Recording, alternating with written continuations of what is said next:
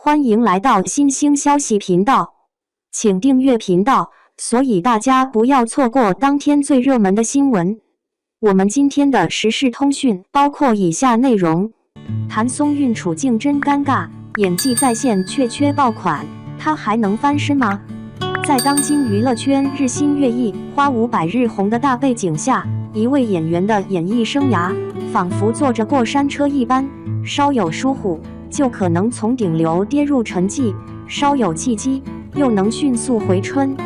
在这样的环境中，有一位演员，他清新脱俗，演技在线，却一直游走在爆红边缘，他就是谭松韵。曾被誉为甜美系小花的她，如今正经历着一段颇为尴尬的时期，既没有跌落谷底，也没有大放异彩，既没有被观众遗忘，却也未能牢牢抓住时代的风口。问题来了，谭松韵还能翻身吗？一，外有竞争如虎，谭松韵中间层身份尴尬。根据权威影视行业报告，自2020年以来，内地娱乐圈年轻女演员竞争指数飙升了近40%，尤其是95后新生代演员的崛起，打破了以往85后花旦长期稳定的结构。谭松韵作为1980年代末出生的一代，按理说正处于演技与人气都应臻于成熟的黄金年龄，但反观她的发展轨迹，却发现她一直处于中间层，不是流量顶端的超 S 加，也不是冷门边缘的18线，更像是夹在中部梯队，努力翻身但迟迟缺少代表作点燃的那类演员。她不像赵丽颖那样通过《花千骨》《楚乔传》一夜封神，也没有迪丽热巴那样拥有强烈的时尚属性和流量体量，更不像杨幂那样在多个领域影视、投资、时尚、综艺全面铺开。谭松韵的特点是她努力，她稳定，她演技不错，但她缺一把破圈之火。二，回顾代表作，小火不断，大爆缺席。提到谭松韵的代表作《最好的我们》，锦衣之下以家人之名都可以被归类为人气佳作，但很难跻身现象级作品行列。《最好的我们》为他打开了青春剧市场大门，锦衣之下与任嘉伦的课堂 CP 引发短暂热度。以家人之名虽然口碑尚可，但因剧情争议，后劲不足。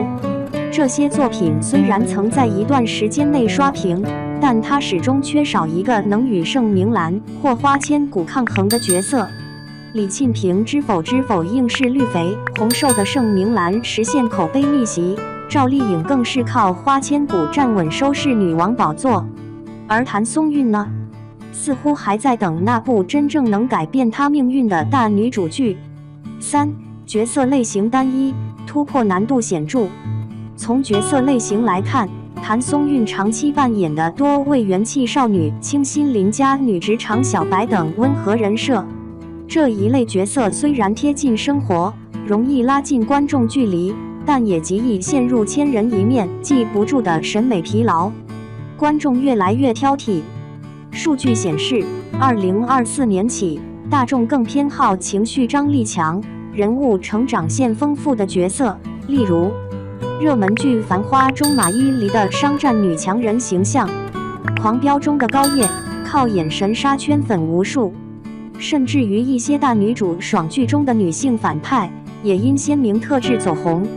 反观谭松韵的表演，无疑稳定，但缺少爆点与突破，每一部都不差，但也没有哪一部令人惊艳，这恐怕是很多人对她的综合印象。四，剧本资源与团队力决定翻身高度。演员的成败不仅靠自身，还取决于其背后的团队、资源与平台倾斜。例如赵丽颖与正午阳光、华策等大制作公司合作频繁，从剧本挑选到制作质量都在高标准线以上。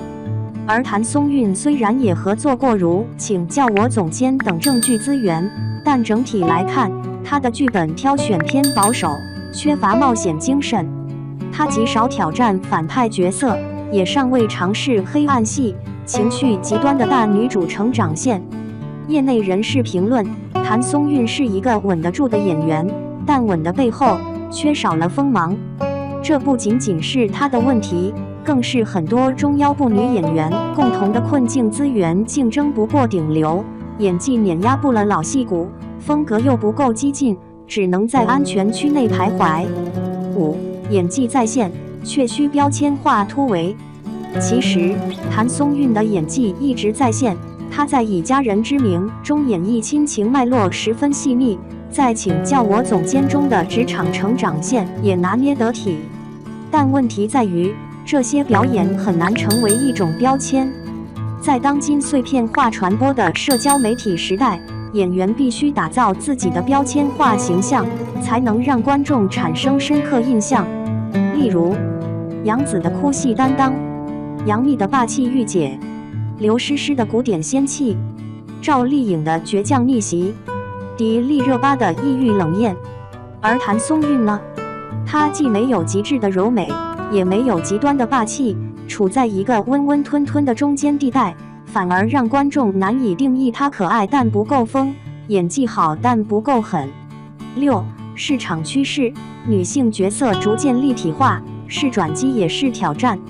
但我们必须承认，现在的影视行业，女性角色正处于从符号化向立体化转型的节点。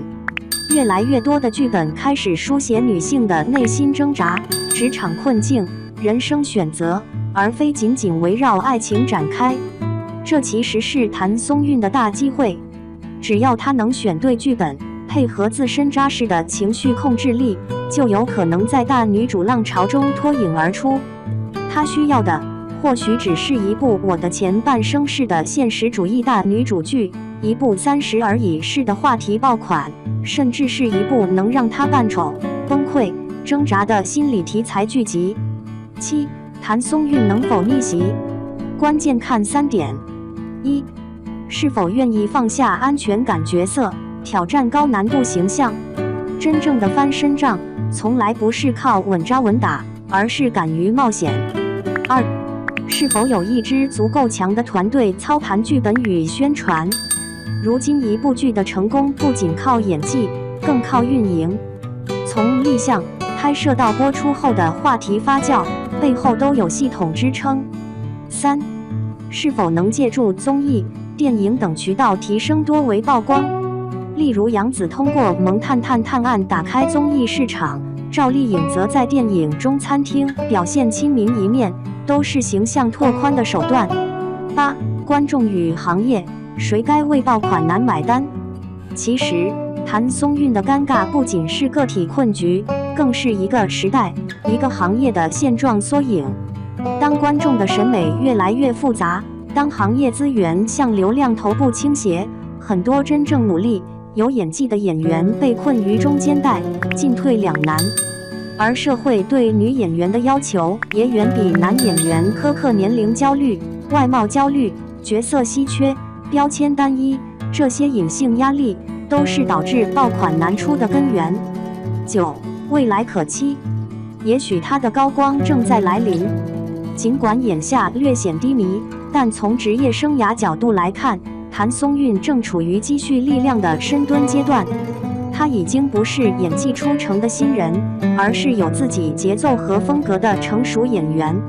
如果她能在未来2-3年内拿到一部真正重剧情、重演技的大制作，再加上团队发力营销造势，翻身指日可待。我们也应给予这样的演员更多宽容与期待。不是所有人都靠一夜爆红走到顶峰，也不是所有低谷都是终点。结语：谭松韵的尴尬可能正是转机的起点。娱乐圈从不缺起起落落的故事，但真正动人的，往往是那些在沉寂中坚持，在低谷中爆发的逆袭者。谭松韵的尴尬，未尝不是一种铺垫。她不缺实力，只缺一次被看见的机会；她不缺热爱，只缺一个打破标签的角色；她不缺作品，只缺一个时代的共鸣。也许她不是天选爆款，但她一定是稳中有火的前行者。让我们一起静候那个真正属于她的高光时刻。